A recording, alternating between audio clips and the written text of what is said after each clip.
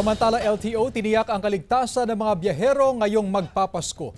Ang detalye ihahatid live ni Chris Novello ng GMA Regional TV Balitang Bicolandia.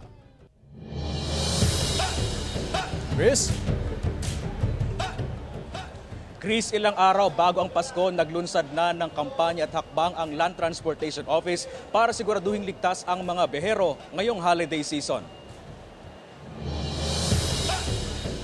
Tuwing holiday season, madalas sa Metro Manila nagdidiwang ng Kapaskuhan si John na namula pa sa bayan ng Magaraw, Camarines Sur. At sa ilang beses na niyang pagbiyahe sakay ng bus, may mga pagkakataon na sa tingin niya sobrang singil sa kanyang pasahe. Ay, oo, noon pa yan, mga ilang ano pa. Hindi pa ako senior.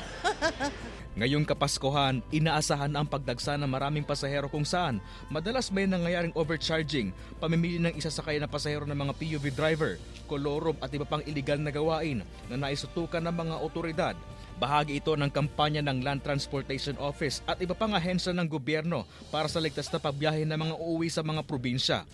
Naglunsad na rin ang LTO ng bawal ang pasaway o ang magiging sumbungan ng mga biyahero para agad na maaksyonan ang reklamo ng mga ito. Pwede po silang lumapit sa amin through the number na nandoon and yung QR code, pwede po nilang i-scan. Basta po kompleto lang yung details, sino yung hindi pinasakay, ano yung plate number, at least mas madali po natin mahanap. May mga stickers na ring idinikit sa iba't ibang lugar na naglalaman ng hotline number na pwedeng matawagan ng mga biyahero. Samantala, dahil madalas idinadaan sa social media ng mga biyahero ang kanilang mga reklamo, mahigpit din itong imamonitor ng naturang ahensya.